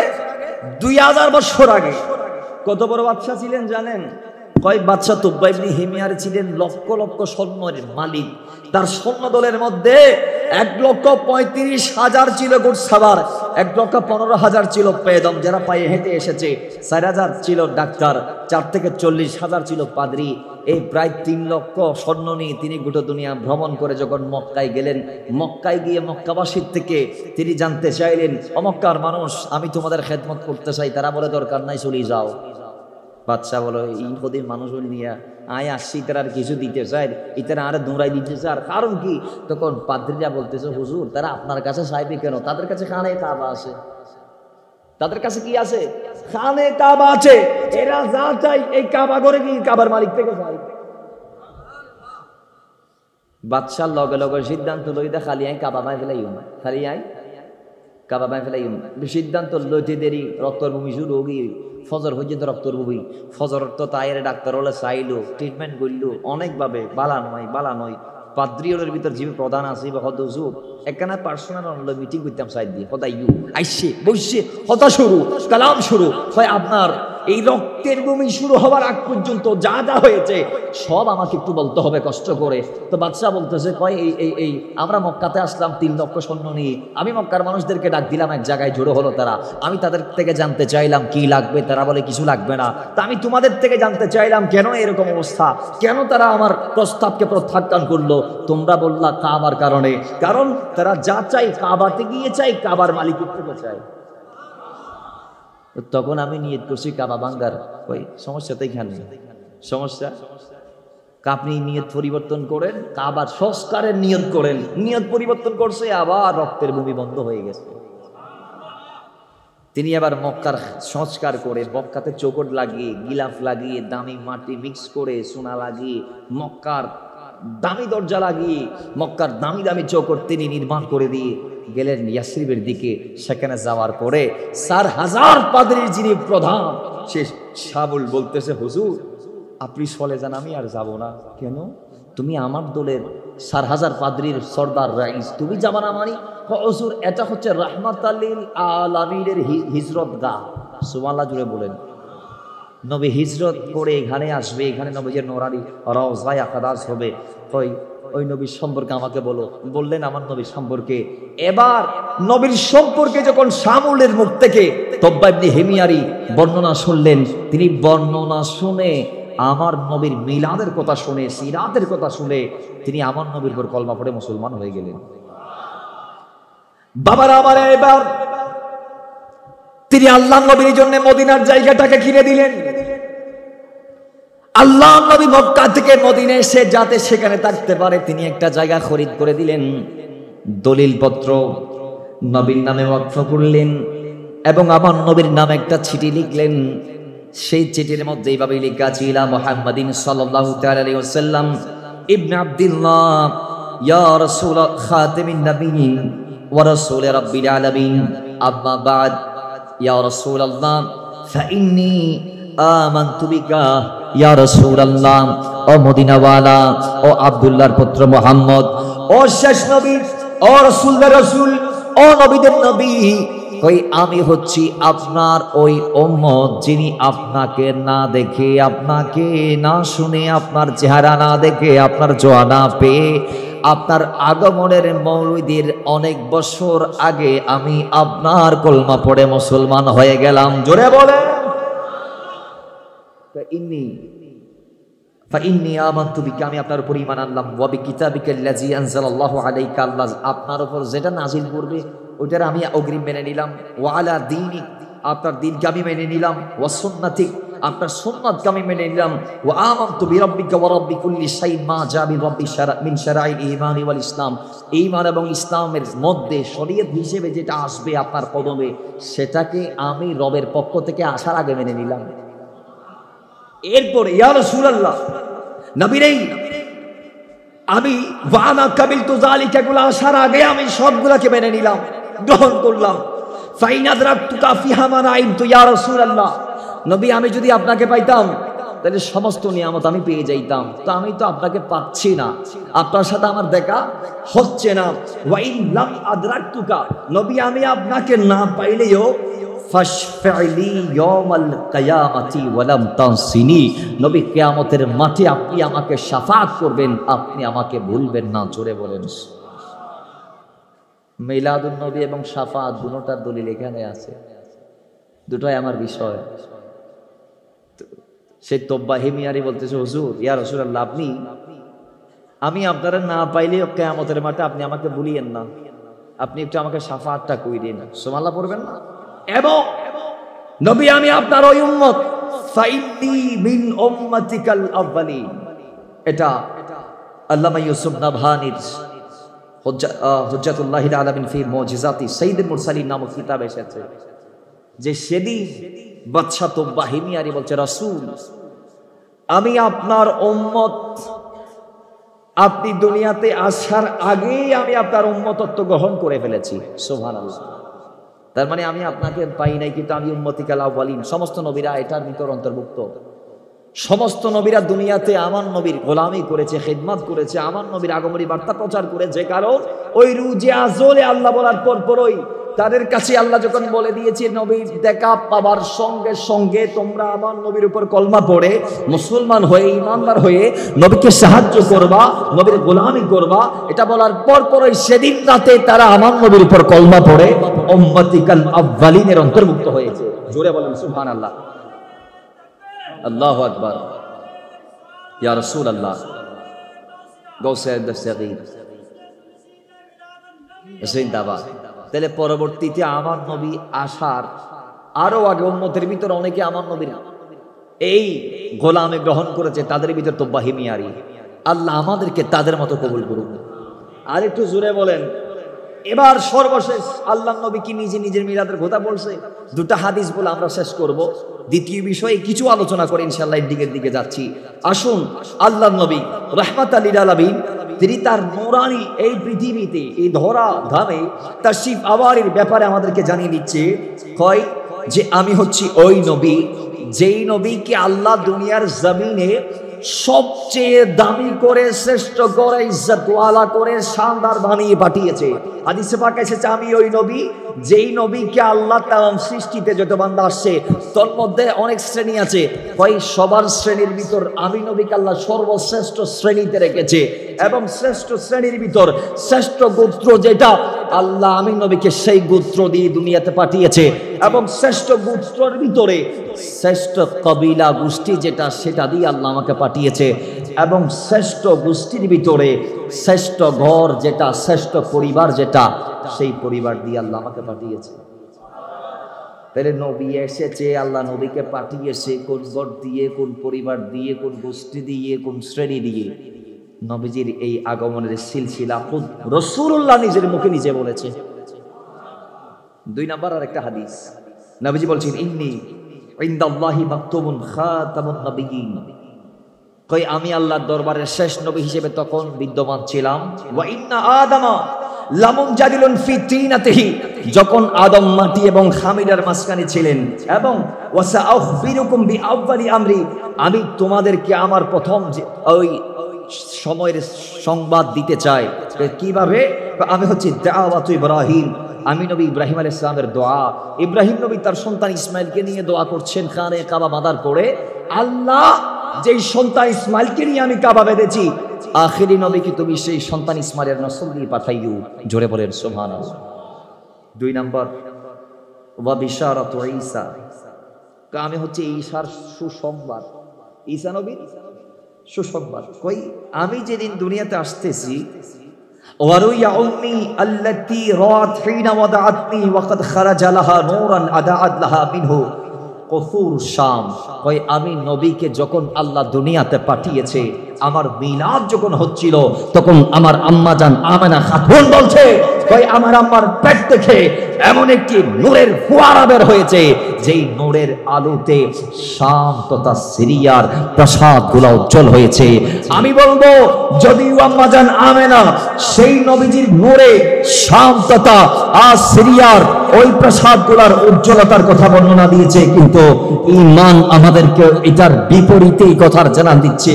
কই আল্লাহর নবী দুনিয়াতে এসে শুধু সিরিয়ার প্রাসাদকে উজ্জ্বল করে নাই, সিরিয়ার প্রাসাদকে আলোকিত করে নাই, আল্লাহর নবী দুনিয়াতে এসে পুরো দুনিয়া এবং দুনিয়াবাসীকে আলোকিত করেছে। জোরে বলেন সুবহানাল্লাহ। কেউ চাইলে এটাকে কি অবিশ্বাস করতে পারবে না? তাহলে এই নবীর মিলাদ নিজেই নিজের মিলাদের কথা বলেছে এবং পালনও করেছে কিভাবে? আল্লাহ নবী প্রত্যেকটা সোমবারে রোজা রাখতো। মুসলিম শরীফের হাদিস, নবীজিকে জিজ্ঞেস করা হয়েছে ইয়া রাসূলুল্লাহ সুইলা আন ইয়াউমি সামিল ইসনাইন, নবী সোমবারে কেন রোজা রাখেন? নবী বলে 2টা কারণ, ফিহি উলিদতু ওয়া ফিহি উনজিলা আলাইয়া, প্রথমত এই দিন আল্লাহ আমার দুনিয়াতে পাঠাইছে, এই জন্যে আমি নবী আমার আগমনের খুশি উদযাপন করি, আমি নিজেই নিজের মিলাদ পালন করি আল্লাহর শুকর আদায়ের মাধ্যমে, সিয়াম পালনের মাধ্যমে। জুড়ে বলেন সুবহানাল্লাহ। নবীজি প্রত্যেকটা সপ্তাহে নিজেই নিজের মিলাদ পালন করতেন। তাহলে 2 নাম্বার, সেদিন আল্লাহ আমার নবীর উপর কোরআন পাঠিয়েছেন বিদায় তিনি রোজা রেখে, বাজান ফ্যানের বাতাস না খাইলে মারানো যাইবেন, আর গাঁথানো লাগে তো, আর আগে মানুষ বসিয়ে দেয়, মুরব্বী সমস্যা নাই। নবীজির ক্ষেত্রে আমরা সবাই গোলাম, এখানে মুরব্বী আর বৃদ্ধ কেউ না। নবীজির যখন কথা আসবে নবীজির, তখন আমাদের পরিচয় আমরা গোলাম। কথা ঠিক কি না? এখানে আমি চেয়ারম্যান, আমি মেম্বার, আমি এমপি, এগুলো আমাদের পরিচয় না। আমাদের পরিচয় আমরা রাসূলুল্লাহর গোলাম। কথা বলেন ঠিক কি না? আজকে আমরা এইভাবে একইভাবে আজকে দুনিয়াতে বসেছি, কাল কিয়ামতে নবীর সামনে বসবো। কথা বলেন ঠিক কি না? হাদিস আসবে, সেদিক যাচ্ছি। আসল নবীজির শাফাআত, ওই নবী যাকে আল্লাহ আমাদেরকে পাঠিয়েছে, যিনি আমাদেরকে বাঁচাবে কবরে, নসরে, হাসরে, মিজানে, সিরাতে, সেই মদিনাওয়ালা রাহমাতাল লিল আলামিনের ব্যাপার আল্লাহ বলছেন আসা আইয়াবা আসাকা। শট করে বলছি, খেয়াল করেন, ইমানের কানটা লাগান। আল্লাহ বলছেন আসা আইয়াবা আসাকা রব্বুকা মাকামান মাহমুদা। ইয়া রাসূলুল্লাহ, আমি আপনাকে মাকামে মাহমুদ তথা শাফাআতে উজমার মালিক বানিয়েছি। তার মানে আমার নবী কাল কিয়ামতের মাঠে আল্লাহর দয়া প্রাপ্ত হয়ে, আল্লাহর অনুমতি প্রাপ্ত হয়ে, আল্লাহর ইজাজত প্রাপ্ত হয়ে গুনাহগার উম্মতদেরকে হাত ধরে জাহান্নাম থেকে জান্নাতে পাঠাবে। বিশ্বাস আছে না নাই? একটু আওয়াজে বলি, বিশ্বাস আছে না নাই? এবার আসেন ওই মদিনাওয়ালার ব্যাপারে আমাদেরকে কেউ একটু ভয় লাগাই দেয়, কই না বাঁচার কোনো সিস্টেম নাই, আল্লাহ আমাদেরকে বাঁচাবে না, আমাদেরকে বাঁচানোর মতো কেউ থাকবে না, নামাজ আমাদেরকে বাঁচাইবে, এইটা আমাদেরকে বাঁচাইবে, ওইটা আমাদেরকে বাঁচাবে, নবীর নামটা বাদ দিয়ে দেয়। আল্লাহ বলে, শোনো, যিনি বাঁচাবেন তিনি তো আমার নবী। সেদিন তোমাদেরকে কোরআন কারীমের বারংবার বিভিন্ন জায়গায় আল্লাহ বলছেন মানদাল্লাযী ইয়াশফাউ ইনদাহু ইল্লা বিইذনিহি। কেউ বাঁচাইতে পারবে না, কেউ শাফাত করতে পারবে না, ঠিক আছে, কিন্তু হ্যাঁ সে পারবে। আল্লাযী ইয়াশফাউ ইনদাহু ইল্লা বিইذনিহি, যাকে আল্লাহ বাঁচানোর ক্ষমতা দিয়েছেন, যাকে আল্লাহ শাফাআতের অনুমতি দিয়েছেন, যিনি অনুমতি প্রাপ্ত হয়েছেন, যিনি আল্লাহর নির্দেশ প্রাপ্ত হয়েছেন, ইজাজত প্রাপ্ত হয়েছেন, তিনি আল্লাহর দরবারে শাফাত করতে পারবেন। আরেক আয়াতে এসেছেন মা মিন শাফিইন ইল্লা মিন বাদি ইযনিহি, আল্লাহর অনুমতি ছাড়া কোনো শাফাআত কবুল করা হবে? জোরে বলুন, কোনো শাফাআত কবুল করা হবে? তাহলে আল্লাহর অনুমতি প্রাপ্ত কে হবে? আল্লাহর অনুমতি প্রাপ্ত কে হবেন? এবার আসেন এই ব্যাপারে আরো আসে ইয়াউমাইদিন লা তানফাউ শাফাআতু ইল্লা মান আদিনা লাহুর রাহমান। এটাতেও আল্লাহ বলেছেন আল্লাহর রহমানের অনুমতি ছাড়া কারো শাফাআত আল্লাহ কবুল করবে। তার মানে আল্লাহ তার কথা শুনবেন, যাকে আল্লাহ কথা বলতে বলবেন, ওয়া তুতিও আরতে কিছু খোদাইয়ান যারা হইব আল্লাহ তো সাইতে পারিব, ইনি ছাড়া আর কেউ চাইতে পারবে? তাহলে এবার আসেন আমার নবী, তিনি চাইতে পারবে কি পারবে না একটু আমরা হাদিস থেকে জানি। হযরত আয়েশা থেকে হাদিস এসেছে, হযরত ইবনে আব্বাস থেকে হাদিস এসেছে, আরো অসংখ্য সাহাবীরা উবাই ইবনে কাব থেকে শুরু করে একজন এক ভাবে আমাদেরকে হাদিস শুনিয়েছে। বিশেষ করে আমরা হযরত ইবনে আব্বাসের এই হাদিসটা বলতে পারি। আল্লাহ নবী বলেন ওয়া আনা আউয়ালু শাফিইন ওয়া আউয়ালু মুশাফফাইন ইয়াউমাল কিয়ামাতি ওয়ালা ফাখরা। আল্লাহর হাবিব সাল্লাল্লাহু আলাইহি ওয়াসাল্লামের এই হাদিস কানা ইমাম মুসলিম শরীফের মধ্যে কোট করেছেন, এবং ইমাম তিরমিজি জামে তিরমিজিতে কোট করেছেন, এবং ইমাম ইবনে মাজাহ সুনান ইবনে মাজাহতে, অর্থাৎ সিহা সিত্তার তিনটা কিতাবে এসেছে। এই হাদিসের মধ্যে এসেছে আল্লাহ নবী বলছেন যে আমি মদিনাওয়ালা রাহমাতাল লিল আলামিন কিয়ামতের দিন ওয়া আনা আউয়ালু শাফিঈন ওয়া আউয়ালু মুশাফফাইন ইয়াউমাল কিয়ামাতি ওয়ালা ফাখরা। আমি সেই নবী, যেই নবী আল্লাহর অনুমতি প্রাপ্ত হয়ে প্রথম আল্লাহর দরবারে চাইব, আল্লাহ আমার চাওয়াকে দিয়ে দিবে। আল্লাহ আমি নবীর চাওয়াকে দিয়ে দিবে, প্রাপ্তি দিয়ে দিবে। বাবার আমার আরেক হাদিস আসছে, এটা হযরত উবাই ইবনে কাব বর্ণনা করছেন হাদিস কানা। এটা ইমাম তিরমিজির জামে তিরমিজিতে আসছে, সুনান ইবনে মাজাহর মধ্যে আসছে হাদিস কানা। এই হাদিসের মধ্যে দেখা যায় আল্লাহর হাবিব বলছেন ইযা কানা ইয়াউমুল কিয়ামাতি কুনতু ইমামান নাবিয়্যিন। কিয়ামতের দিন যখন আল্লাহ ইন্তজাম করবেন কিয়ামতের, সেই সময় আমি নবীদের ইমাম হব। সুবহানাল্লাহ, জোরে বলেন আমি নবীদের। ইযা কানা ইয়াউমুল কিয়ামাতি কুনতু ইমামান নাবিয়্যিন, আমি নবীদের ইমাম হব। ওয়া খাতিবাহুম, আমি বক্তব্য দিব নবীদেরকে সাথে নিয়ে। ওয়া সাহিবা শাফাআতিহিম গায়রু ফাখরিন, এবং আমি সমস্ত নবী উম্মতদেরকে শাফাআত করে করে হাত ধরে ধরে জাহান্নাম থেকে জান্নাত দিব।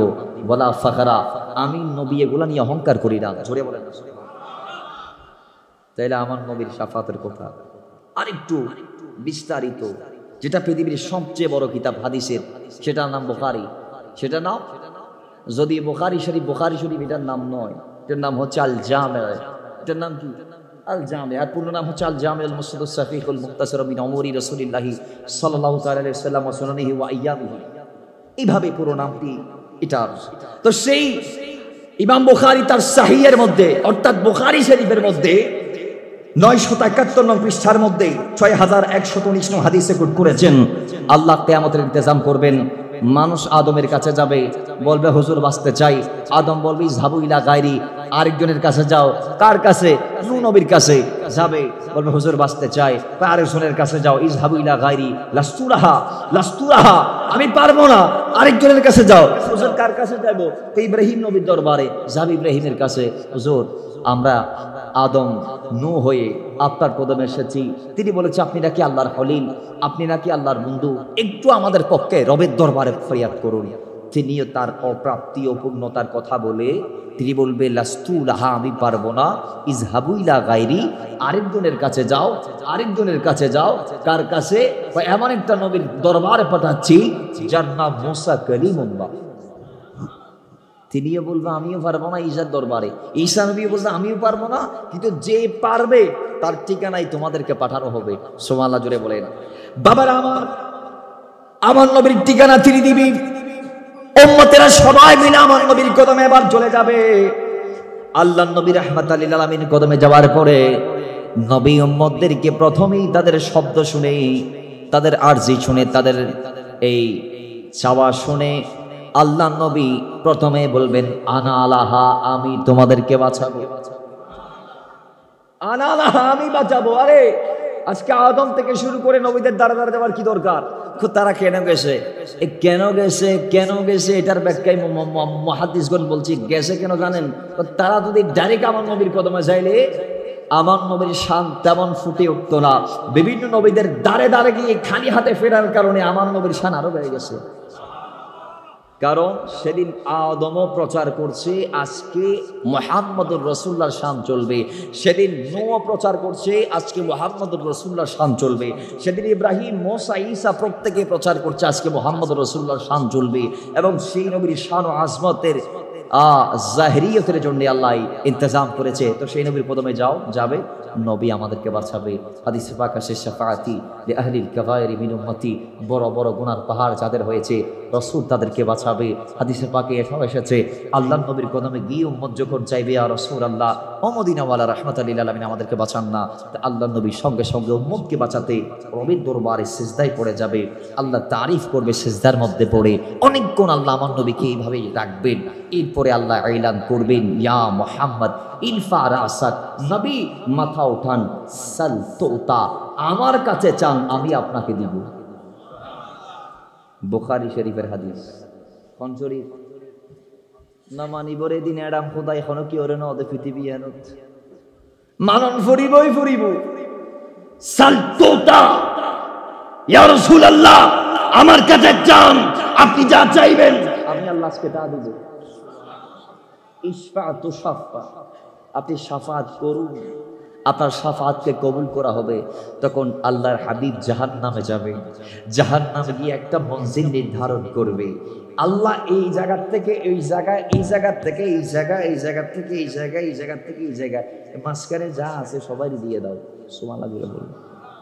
নবী মঞ্জিল নির্ধারণ করে দিবেন।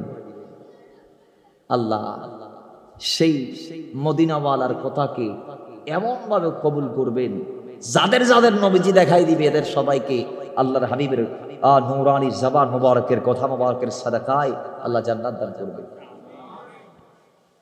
2 নম্বর আল্লাহর হাবিব আর সেজদায়। এবার 4টা সেজদার কথা আসছে। কয়টা সেজদা? 4টা। সেই 4 সেজদায় নবী এমন ভাবে জাহান্নামীকে জান্নাতি বানাবে, শেষ সেজদায় আল্লাহ বলবেন হাবিব আপনি কি জাহান্নাম কি খালি করে দিবেন নাকি? জাহান্নাম কি?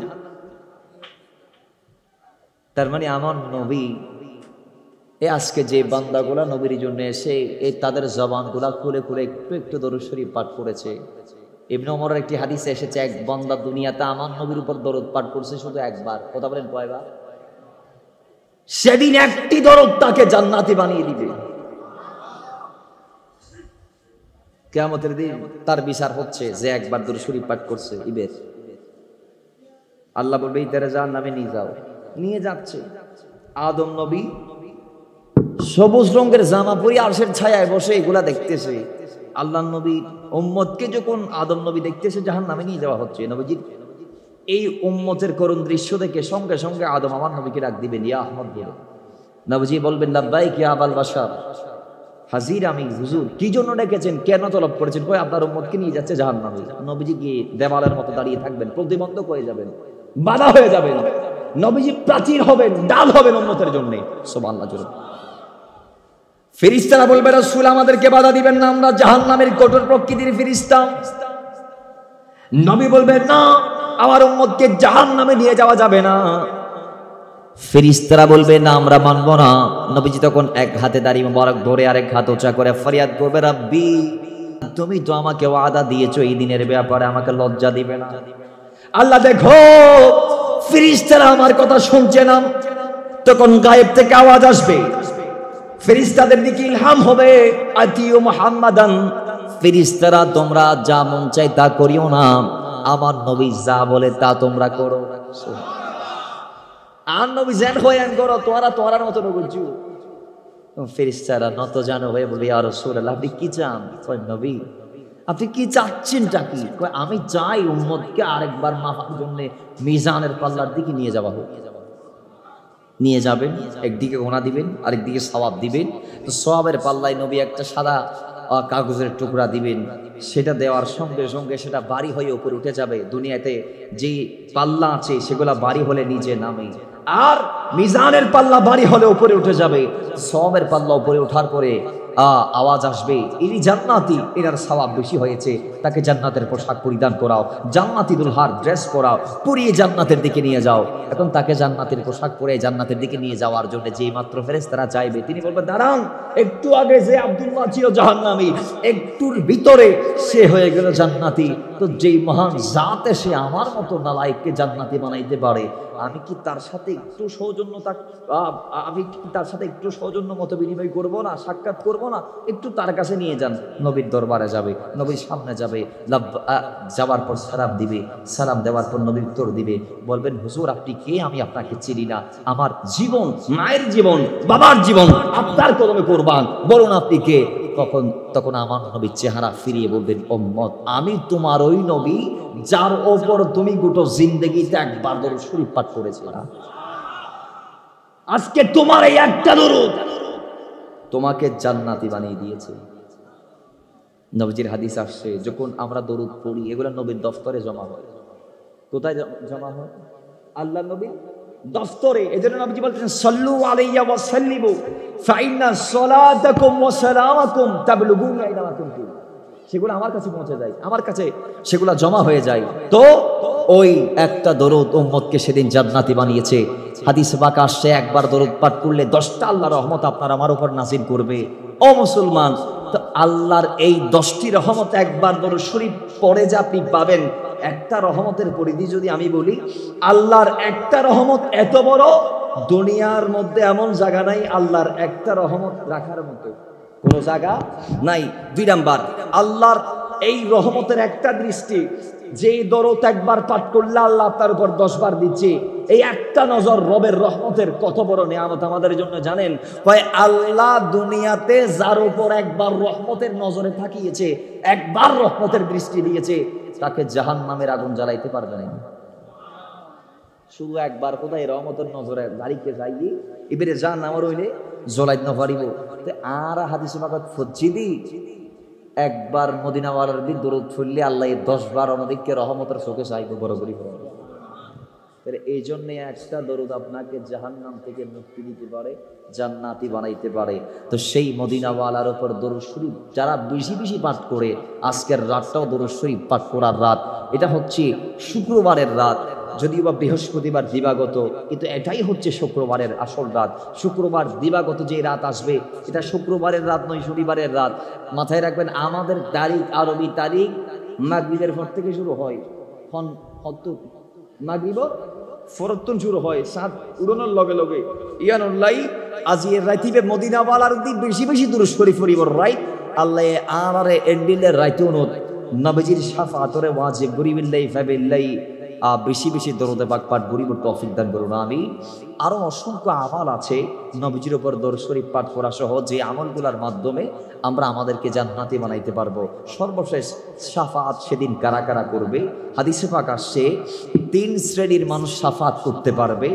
অন্যান্য হাদিসে আরো বেশি আসছে, আমি 3টার কথা বলছি। 1 নং নবীগণ, 2 নং আলেমগণ, 3 নং শহীদগণ। জোরে বলেন সুবহানাল্লাহ।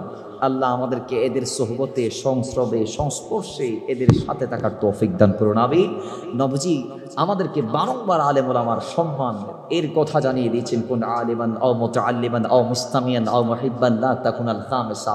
ওই আলেম হয়ে যাও, যদি আলেমের ছাত্র হয়ে যাও, অথবা আলেমের মজলিসের শ্রোতা হয়ে যাও, অথবা আলেমের প্রেমিক হয়ে যাও, লা তাকুন আল খামিসা, আলেমের বিরুদ্ধে হবা না, ফাতুহলিকুহু, ধ্বংস হয়ে যাবা। এই জন্যে আপনি আপনার জীবনটাকে দামি করতে আলেমদের সংস্রবে থাকবেন। মসজিদের ইমাম, মুয়াজ্জিন, খতিব, মাদ্রাসার টিচার যারা আলেম আছে এদের সাথেই থাকবেন। ইমাম আজমের জীবনটা কেন দামি হয়েছে জানেন?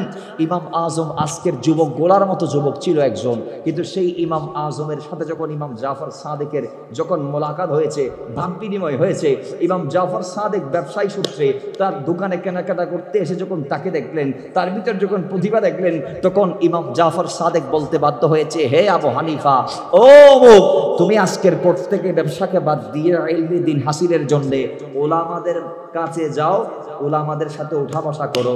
এরপর তিনি ইমাম আজম হয়ে গেছেন। এজন্য ওলামাদের সাথে সম্পর্ক রাখবেন। মসজিদ এটা আল্লাহর ঘর, এখানে ইমাম সাহেবরা আছে, খতিব সাহেবরা আছে, এলাকায় অনেক আলেমরা আছে, এদেরকে মূল্যায়ন করবেন, মহাব্বত করবেন। এবং 3 নং শহীদগণ, সেই শহীদের আব্বা আম্মা হিসেবে আল্লাহ আমাদেরকে কবুল করুন। নিজেকেও শহীদ হিসেবে আল্লাহর দরবারে যেটা আমরা রিপ্রেজেন্ট করতে পারি, আল্লাহ আমাদেরকে সে তৌফিক দান করুন আমিন। আল্লাহ পাকের হাবিবের এই নূরানি জবান থেকে বেরকৃত 3 প্রকারের ব্যক্তিদের সাথে আল্লাহ আমাদেরকে সম্পর্ক রেখে দুনিয়ার জমিন থেকে যাওয়ার তৌফিক দান করুন আমিন।